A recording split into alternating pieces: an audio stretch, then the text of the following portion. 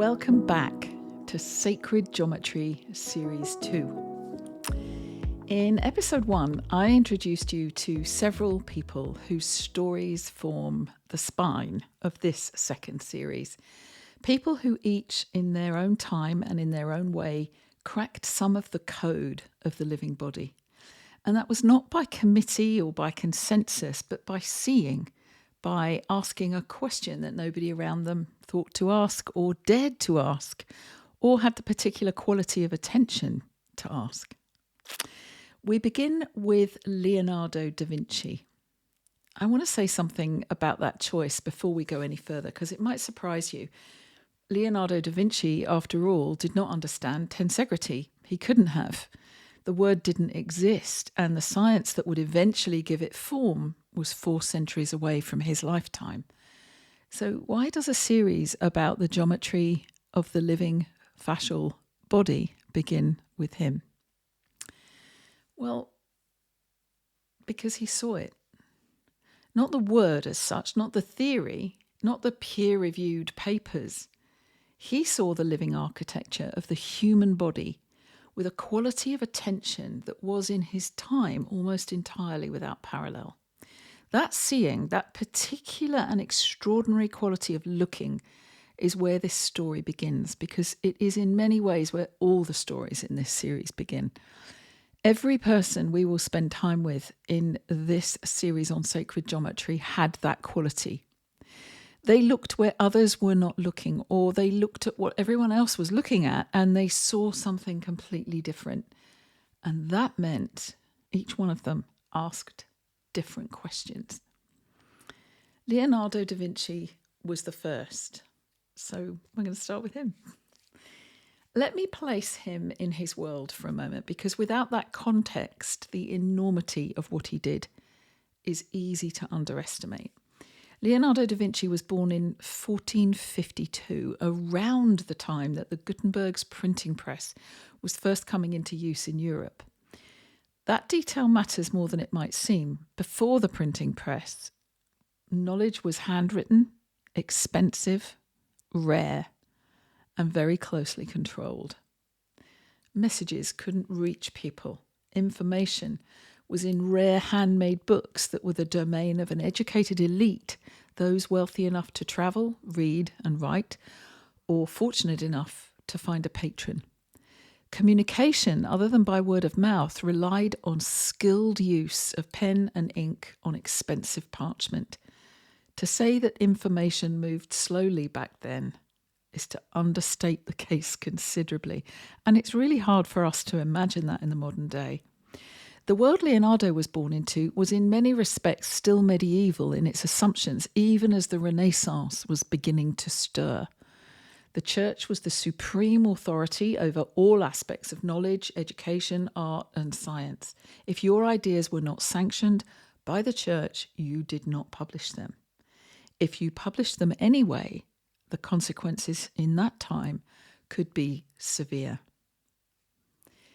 Human dissection back then was strictly forbidden under religious law. The study of the human body in any depth required either the church's approval, a powerful patron's protection, or a willingness to work outside of both at considerable personal risk. You won't be surprised to know Leonardo worked outside both. He dissected human cadavers illegally, and according to his own notes, he did not want to draw muscles as what he called bulging shapes without understanding how their tenderness function caused them to actually behave in physical movement. He wasn't interested in the appearance of the body as a surface. He was fascinated in how it worked, how it moved, what was happening on the inside. He wanted to know what the geometry of it actually was beneath the skin, beneath the assumptions, and beneath the iconographic traditions of the art of his time. And this was not a small act of curiosity. In a culture where the church retained authority over what could and could not be known about the human form, and where deviation from accepted doctrine could be judged heretical, Leonardo's insistence on looking directly and on trusting what he saw over what he had been told, was an act of both intellectual and moral courage. He really was, in the fullest sense of the word, a Renaissance man. Not merely in the sense that he was talented in many fields, though he was extraordinarily so, but in the deeper sense that he embodied the spirit of that era's most radical proposition that the human being in all its dimensions was worthy of the most rigorous, respectful, and open-hearted inquiry, regardless of those rules. Da Vinci wanted to understand anatomy as the expression of movement. He studied how the embryo gave rise to the shapes of human structure. He sought to understand the physiology of the heart, approaching the body as an integrated expression of nature at its best. And he studied nature as part of it. Now, I want to tell you about a riddle. About 1500 years before Leonardo was born, a Roman architect and engineer named Vitruvius posed a challenge. Vitruvius had spent his life studying the principles of sacred geometry as they applied to architecture, to music, to the human form, and to the studies of nature. He understood that what he called divine proportion governed not just the beauty of a building, but its structural integrity, its ability to stand, its capacity to serve the people within it.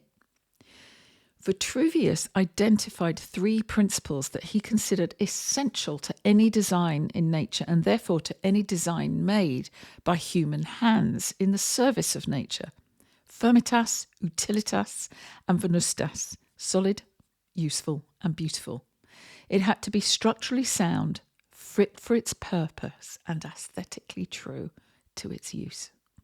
Now, Vitruvius posed a challenge to artists and architects to draw the human body in all its divine proportions, he said, with arms outstretched such that both feet and hands could simultaneously touch the perimeter of a circle and a square of the same area. And for 1500 years, nobody solved it. Every draftsman who attempted it made the same assumption, that the centre point of the circle and the centre point of the square were the same, and they're not. And that assumption held for 15 centuries, prevented anyone from seeing what Leonardo eventually saw.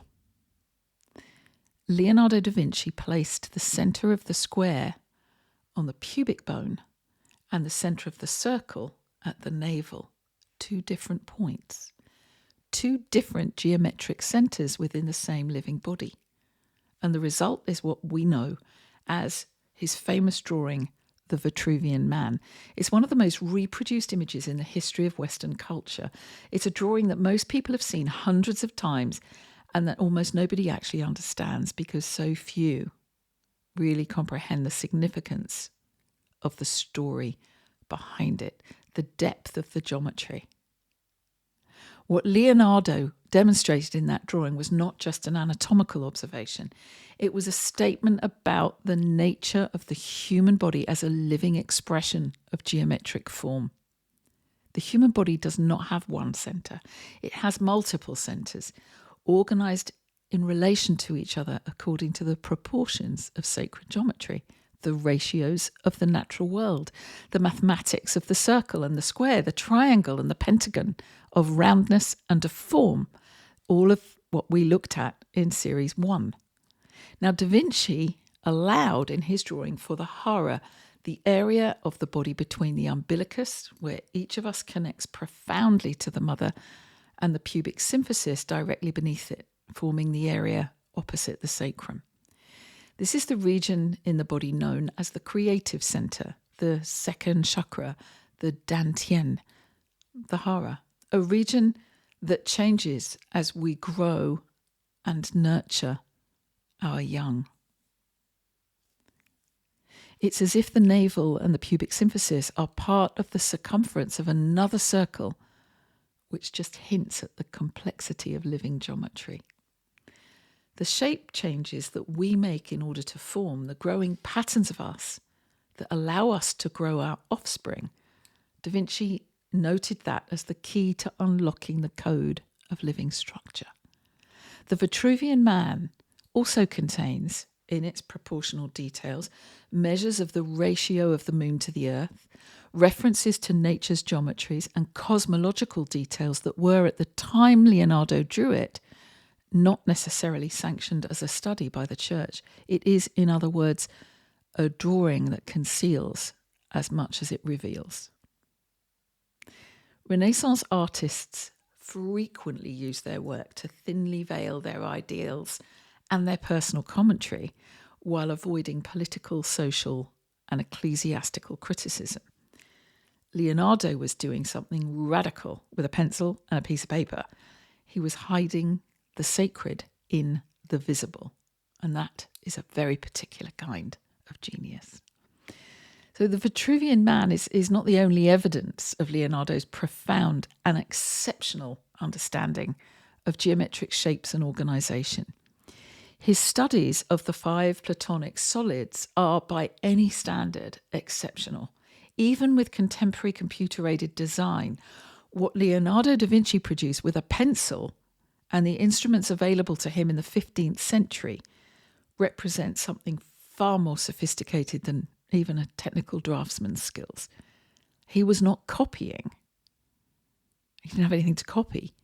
Somehow he was seeing in 3 or multi-dimensions on a 2-dimensional surface with an understanding of perspective, of proportion, of spatial relationship that came from a profound grasp of the geometry underlying all natural forms. His study of mathematics also gave rise to this exceptional depth of seeing in dimensions way beyond the page. And all these drawings appeared in a book called De Divina Proportione, and only 2 copies of that book are known to exist to this day. One in the Biblioteca Ambrosiana in Milan, and one in the Bibliothèque de Genève in Geneva. The world came extraordinarily close to losing them entirely.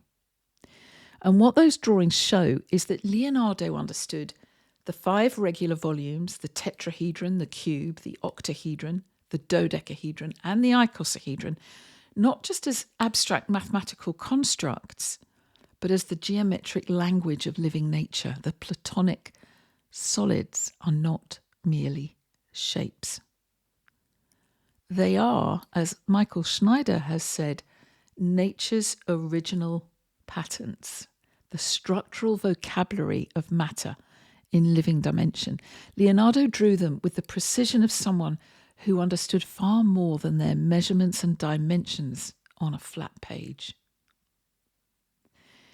Now, what's interesting for us is that those drawings relate directly to fascia integrity and to the most contemporary research into human motion and the fascial matrix. That's not a metaphorical suggestion. It's recognition of the structural integrity humans are born as. We incorporate it. The geometry Leonardo was rendering by hand in the 15th century is the same geometry that Donald Ingber would demonstrate under laboratory conditions in living cells at Harvard 500 years later. We'll get to Ingber in a later episode and you'll be able to join those dots for yourself. For now, it's enough to know that Leonardo was already there, in his own way, at the macro level of the whole form. And given the limitations of his instruments, he deployed them from this extraordinary quality of seeing. And I want to say something about what Leonardo was working against, because I think it illuminates an important point about how breakthroughs actually happen. The world that was forming around Leonardo, the world that would harden considerably in the century after his death, was moving in a very particular direction. It was moving toward reduction, reducing things down to their component parts. It was moving towards what we now call Cartesian reductionism after Descartes, who would come nearly a century after Leonardo and who would formalize the idea that the body was essentially a machine and could justifiably be considered as a mechanism. Descartes, you may recall, compared the body to a clock. He claimed it moved like any other automaton. Now, at his time, he used that word as we use auto when talking about the autonomic nervous system, for example. It doesn't necessarily mean automatic. Autos derives from the Latin for self, so it actually means self-moving. However, he suggested that it was mechanical in its operation and method. For him, the mind was distinct from the body, the soul belonged to God and therefore came under the jurisdiction of the church, which was part of the foundation of the church granting permission for human dissection in Descartes' lifetime. That meant that the body could be legitimately broken down into its parts and studied by science piece by piece. This is how anatomy became the study of parts separated from each other and from the whole. Labelled and assigned their function, removed from their environment to demonstrate their respective properties outside the context of that environment. It is Descartes' most crucial error. The scalpel, as Andreas Vesalius would demonstrate in the great anatomical theatres of that period, was focused on what it cut to rather than what it cut through. All the environment from which these parts were cut was considered insignificant. What got cut through and discarded in the most literal sense was the fascia, essentially, the connecting tissue matrix, the soft architecture that held everything in its relational context as the interface, the communication, the filtration facility. It was just removed, considered irrelevant, and thrown into the cadaveric disposal units. That's not a metaphor, it's what happened. And actually, in many anatomical laboratories, it is still what happens. Now, Leonardo da Vinci, working before Descartes and before Borelli, who we'll talk about later, before the full weight of the mechanistic paradigm had descended, was not yet inside that reductionism.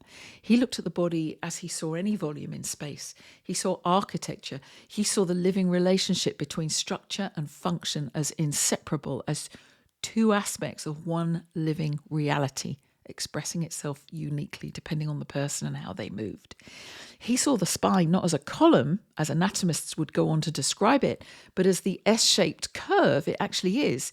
He drew its relationships as a form that serves the body's dynamic interactions in gravity, not as a static upright post. A column is a hard matter solution to the problem of uprightness. It stacks, it compresses, it holds its shape by the weight of its own parts bearing down on each other. That's not how the living spine works. And Leonardo knew this without the language to say it. He saw it in the form itself. His language was visual drawing, and the more you study his notes and his images, the more you'll consider how brilliant his visual questions were. And that's the quality of seeing I'm asking you to hold as we move through this series. It's not just intelligence, it's not just knowledge, it's not even just training, though Leonardo had extraordinary training and rigorous self-discipline and endless curiosity. It's a quality of attention that's willing to look directly at what is there without the mediating filter of what has been assumed to be there, or what you've been told is there, or what will make the artist popular by pretending it's there to please the cultural thinking of the day. We actually all have that capacity. The question is whether we're willing to use it. And I want to close this episode with something that struck me when I was thinking about Leonardo in preparation for this series. He was working in Florence in the 15th century, in a city that was, at that particular moment in history, something almost impossible to account for. Scholars have described Florence at that time as a place where so many extraordinary personalities and events came together in so small an area that what resulted was nothing less than the rebirth of Western civilization. the Renaissance. That word, Renaissance, means rebirth. Renaissance. What was being reborn was not information. Information had been available in various forms across various cultures for millennia. What was being reborn was a particular quality of inquiry, a willingness to look, to question, to place the evidence of direct observation above the authority of received doctrine. And that's exactly what this whole series is about. Not the facts of the living body's geometry, though we will explore those in considerable depth, and not the history of the people who studied it, although their stories are genuinely extraordinary. What this series is really about at its deepest level is that quality of inquiry, the willingness to look at what you already are with the same kind of attention that Leonardo brought to the human form back in the 15th century. You are the living geometry. You are the architect that self-organized your own architecture to express yourself as the architect. You are the form that Vitruvius challenged artists to draw, and that Leonardo, alone among all the artists of his era, had the quality of attention to actually see. We'll get to what that means in practice in considerable detail as this series unfolds. But for now, let it settle. Leonardo saw you 500 years before the science existed to explain what he was seeing. And that's really where we're going to begin. And I'm going to see you in the next episode, where we will meet Kenneth Snelson, the sculptor who built something that nature had been doing all along. I think he cracked the code, and I can't wait to see you there. Thanks so much for joining me. I hope you'll come along for this gorgeous unfolding of all these wonderful characters in this series 2 of Sacred Geometry, and how it applies and what it means in application, and what a difference it can make to all of us to truly understand what it represents. Stay close. Stay in touch. Thank you always for your comments. And please reply, comment, or contact me. There's loads of information around this video or podcast if you're listening to it. It's all in the show notes. We love to hear from you. God bless.